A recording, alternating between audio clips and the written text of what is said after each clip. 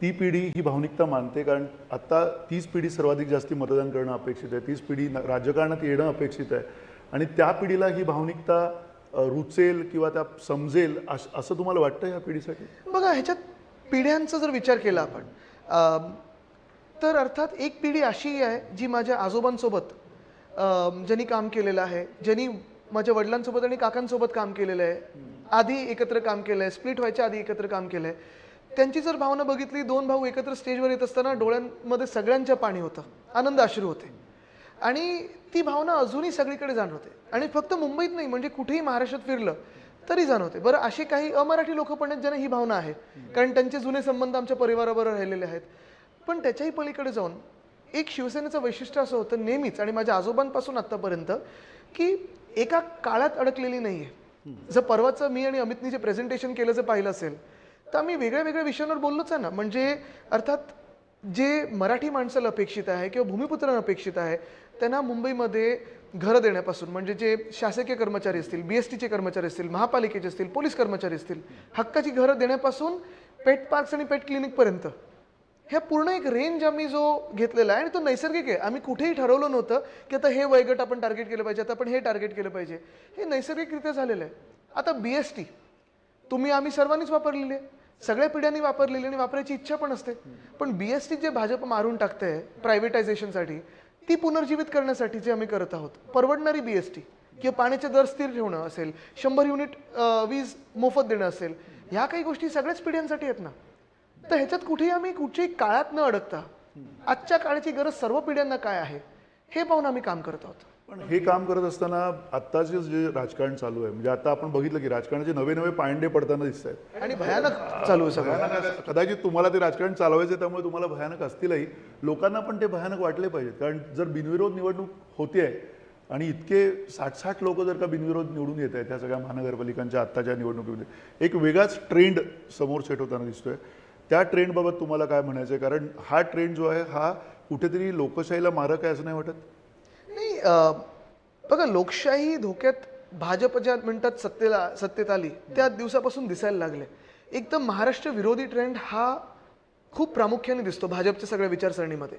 म्हणजे जेव्हा 2014 ते 19 आम्ही पण त्यांच्यासोबत होतो, पण अनेकदा ते बोलतात ना, सामनात तुम्ही अग्रलेख आमच्या विरुद्ध लिहिले, ते एवढ्यासाठीच होते कारण तुम्ही इंटरनॅशनल फायनान्शियल सर्व्हिसेस सेंटर जे मनमोहन सिंग साहेबांनी इथे UPA 2च्या काळात दिलं होतं BKC मध्ये, ते गुजरातला तुम्ही नेलं. त्यानंतर अनेक जे उद्योगधंदे होते जे आपल्या तरुण तरुणींना नोकऱ्या देऊ शकत होते आणि देशभरातल्या तरुण तरुणींना देऊ शकत होते, ते गुजरातकडे नेले. पण आता आपण पाहतोय जे भयानक राजकारण, म्हणजे इन्स्टिट्यूशन्स त्यांनी हाती घेतल्याच आहेत. निवडणूक आयोग, आमचा तरी हा साफ आरोप राहिलेलाच आहे विधानसभेच्या वेळी आणि लोकसभेच्या वेळी की तुम्ही भाजपच्या कार्यातून काम केलंय.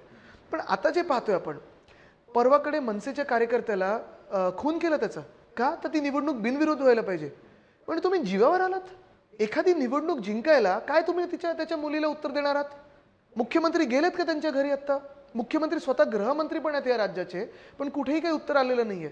तसंच बिनविरोध करून घेणं, दमदाटी करणं. आता परवा राहुल नार्वेकरांचे व्हिडिओ, अध्यक्ष असतील, आम्ही मान त्या पदाचं ठेवतो, पण ते अध्यक्ष ते हाऊसमध्ये आहेत, बाहेर अध्यक्ष म्हणून दादागिरी चालवू नाही शकत.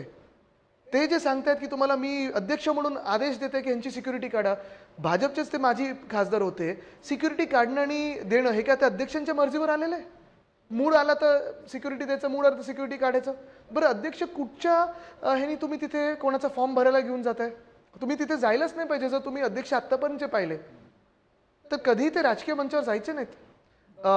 काल बातमी आले, मिंदेंनी पोलीस पाठवले कोणाच्या घरी ते इंडिपेंडेंट उमेदवाराला, 3 उमेदवारांना फॉर्म मागे घेण्यासाठी. ही दादागिरी जी आहे, हा मास जो आहे ना, हा लोकांनी उतरवणं गरजेचं आहे. बरं, पैशाचा पण भयानक वापर, म्हणजे जे काही आम्ही ऐकतो की 10,000 पर वोट, 12,000 पर, हे बघा, हे खरं खोटं वगैरे हे अजून लोकांनी ठरवायचं. पण तुमच्यासारख्या विरोधकांनी म्हणजे विरोधी पक्षांनी आम्ही जेव्हा जेव्हा आवाज उठवतो, आता तुम्ही अधिवेशनातलं बघा, तुम्ही बाहेर पण आंदोलन जी करतो बघा, राईट फ्रॉम एल्फिन्स्टन ब्रिज असेल किंवा तो आपला गोखले पूल असेल, जिथे जिथे यांनी घोटाळे केलेत किंवा अनियमितता काहीतरी केली असेल, भलतसलतं काम केलेलं आहे, तिथे आम्ही आंदोलनं करतो. मीडिया म्हणून तुम्ही पण दाखवता. पण मला तुम्ही सांगा, या सरकारला, जे सरकार एवढ्या मस्तीत चाललेलं आहे, लाज उरली का हो? ते छत्रपती संभाजीनगरमध्ये त्या मंत्र्याच्या बेडवर बाजूला पैशाची बॅग दिसते. सगळ्यांचे चॅनल्स दाखवतात, सगळं काही होते पण क्लीन चिट. जमिनीचे घोटाळे क्लीन चिट.